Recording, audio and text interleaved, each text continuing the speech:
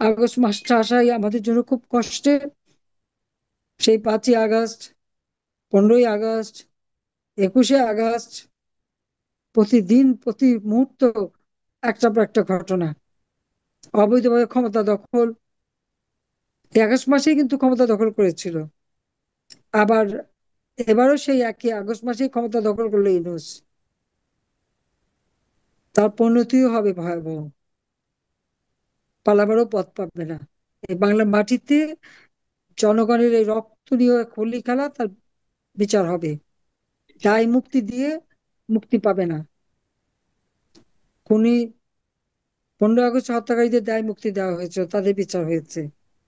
Operation clean heart করে Khaleda Xiao দায় মুক্তি দিয়েছিল, সে দায় মুক্তিও আমরা বাদ দিয়েছি। আবার আল্লাহ দিন দেবে এবং এই বিচারও হবে। মাননীয় নেত্রী, আমরা আপনার বক্তব্যের জন্য অপেক্ষা ছিলাম। না, আমি ওই লাইন চলে গেছিল আবার। জি, তাইলে লাইনটা আপনি চলে আপনি গেছিল। হ্যাঁ, আমাদের আমি কি শুরু দিচ্ছি থেকে দাঁড়াও। আপনি শুনতে পাচ্ছিলেন? না, অনেকক্ষণ শুনতে পাই না, অনেকে লাইন কাটছে, পরে আমি লিভ করলাম, লিভ করে আবার ঢুকলাম। তা মানে আমি একটু আমাদের, ওদেরও বলে দিই। তাইলে এক কি মিনিট, এক মিনিট, তোমার একটু ওয়েট করো। জি। আমি একটু করে নিই। 1লা আগস্ট শোকের মাস। এই দিন 1975 সালের 15ই আগস্ট আমাদের মহান নেতা, জাতির পিতা বঙ্গবন্ধু শেখ মুজিবুর রহমানকে নির্মমভাবে হত্যা করা হয় এই মাসে। একই সাথে হত্যা করা হয় আমার মাকে, আমার মা বেগম ফজিলাতুন্নেছা মুজিব, আমার ভাই, 3 ভাই আমার ছোট, মুক্তিযোদ্ধা ক্যাপ্টেন শেখ কামাল, মুক্তিযোদ্ধা লেফটেন্যান্ট শেখ জামাল, আমার ছোট্ট ভাইটি বয়স যার মাত্র 10 বছর, রাসেল, তাদেরকে নির্মমভাবে হত্যা করে। কামাল আর জামালের নবপরিণীতা বধূ সুলতানা কামাল ও পারভিন জামাল রোজি,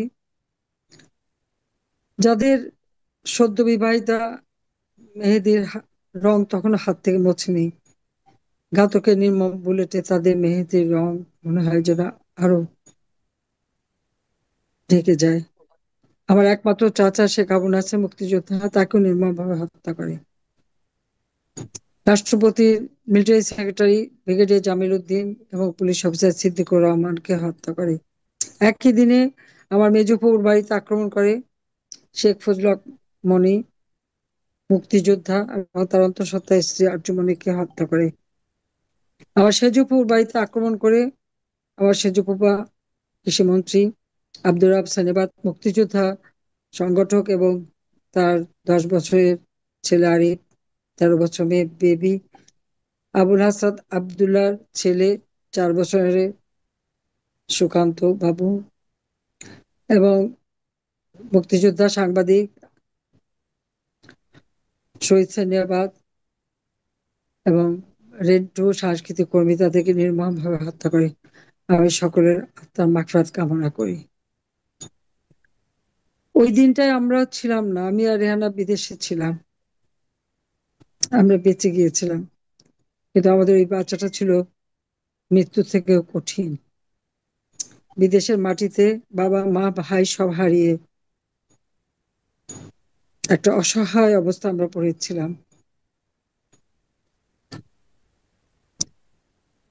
ভারতের প্রধানমন্ত্রী ইন্দিরা গান্ধী আমাদের সঙ্গে সঙ্গে খবর নেন, যুগোস্লাভিয়ার প্রেসিডেন্ট মার্শাল টিটো খবর নেন, আমরা ভারতে চলে আসি। এখানেই আমরা আশ্রয় নিই। 6টা বছর বিদেশে থাকতে হয়।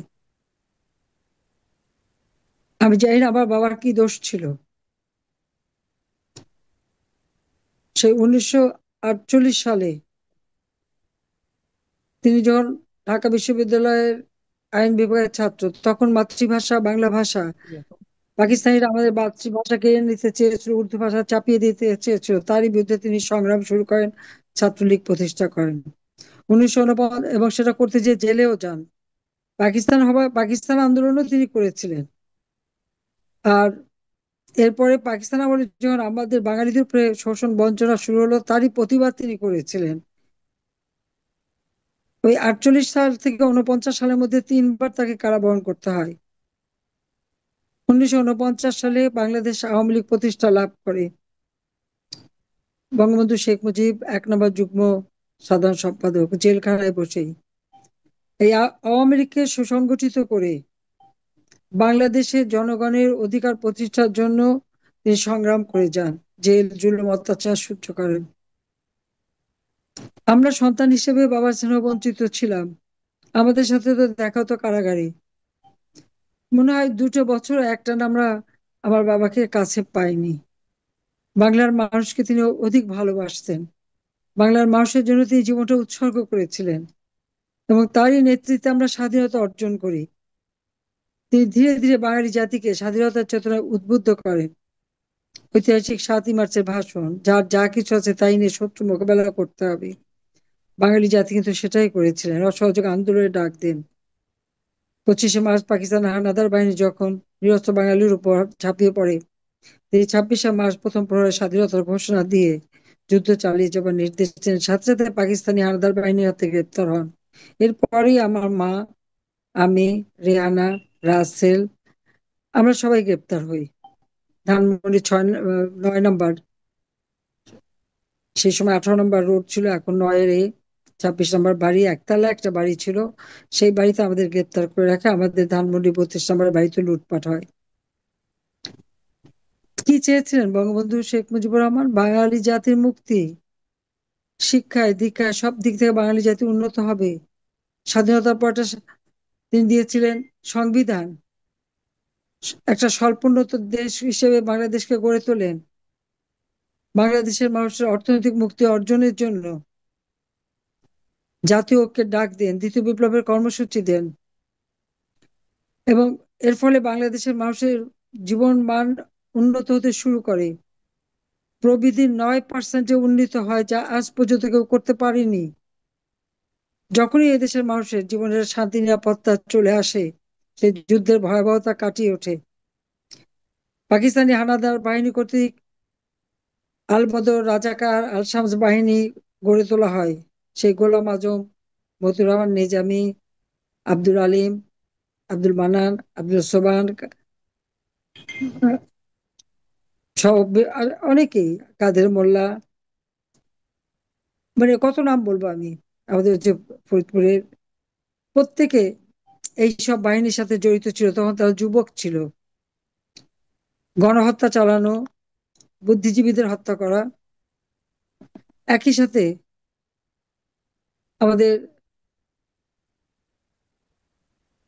নারীদের তুলে নিয়ে পাকিস্তানি হানাদার বাহিনীর হাতে তুলে দেওয়া হয়।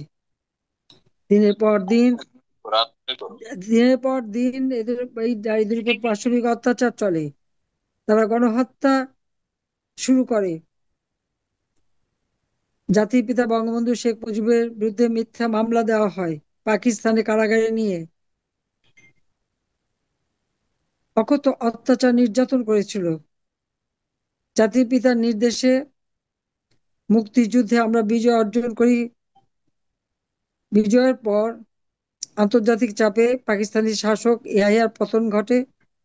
তারপরে তিনি মুক্তি পান, ফিরে আসেন বাংলাদেশের মানুষের কাছে। 10ই জানুয়ারি 72 সালে তিনি বাংলার মাটিতে ফিরে এসে বাংলাদেশ কিভাবে চলবে, সকলের সাথে বন্ধুত্ব, কারোর সাথে বৈরিতা নয়, বাংলাদেশের মানুষের অন্ন, বস্ত্র, বাসস্থান, চিকিৎসা, শিক্ষার ব্যবস্থা করে উন্নত একটি বাংলাদেশ গড়ে তুলবেন। এবং বাংলাদেশ মহান মুক্তিযুদ্ধে যারা আমাদের সহায়তা করেছে প্রত্যেকের প্রতি কৃতজ্ঞতা জানান। সকল শহীদের প্রতি তিনি তার শ্রদ্ধা জ্ঞাপন করেন। নির্যাতিত মা বোনদের চিকিৎসার ব্যবস্থা করেন, আহত মুক্তিযোদ্ধাদের চিকিৎসার ব্যবস্থা করেন, প্রতিটি শহীদ পরিবারকে আর্থিক সহায়তা করেন। প্রায় 3 কোটি মানুষ গৃহহারা।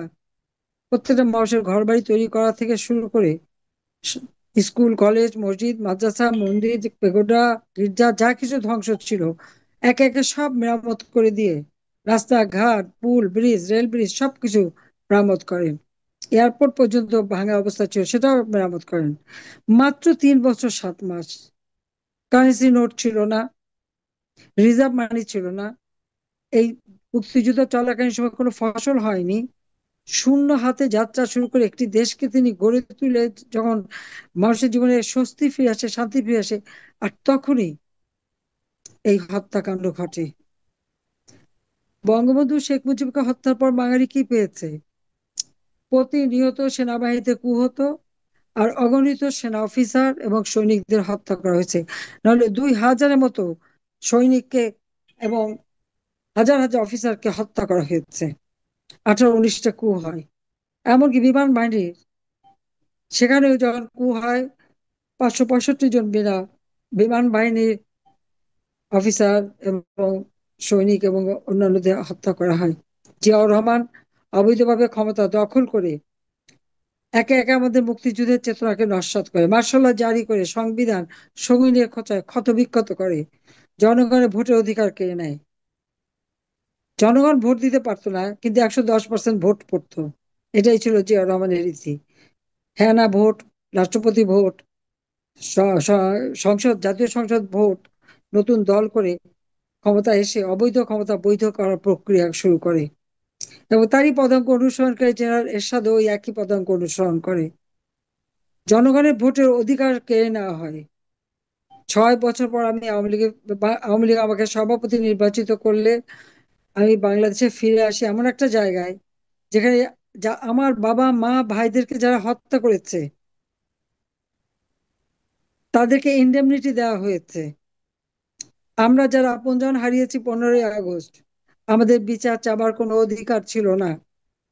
আমার বাবা মা ভাইদের হত্যা করেছে, আমি মামলা করতে পারবো না, বিচার চাইতে পারবো না। ঠিক একইভাবে 15 আগস্টে যারা নিহত শাহাদত বরণ করেছে প্রত্যেকের একই অবস্থা ছিল।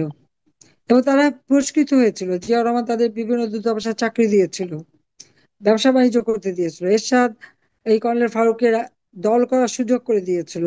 নির্বাচনে, রাষ্ট্রপতি নির্বাচনে সে প্রার্থী হয়েছিল। খালেদা জিয়া 15ই ফেব্রুয়ারি 96 সালে নির্বাচনে খুনি রশিদ এবং হুদাকে জনগণের ভোট চুরি করে তাদেরকে পার্লামেন্টে বসায়। কর্নেল রশিদ, তাকে তো লিডার অব দ্য অপোজিশনের সিটে বসিয়েছিল খালেদা জিয়া, যদিও ওই পার্লামেন্ট টেকে নাই। 15ই ফেব্রুয়ারি খালেদা জিয়া ভোট চুরি করে ক্ষমতা আসে। জনগণের ভোট চুরি করায় জনগণ যে আন্দোলন করেছিল, আন্দোলনের মুখে 30শে মার্চ খালেদা জিয়া পদত্যাগে বাধ্য হয়। তারপর নির্বাচন হয় জুন মাসে 12 তারিখে।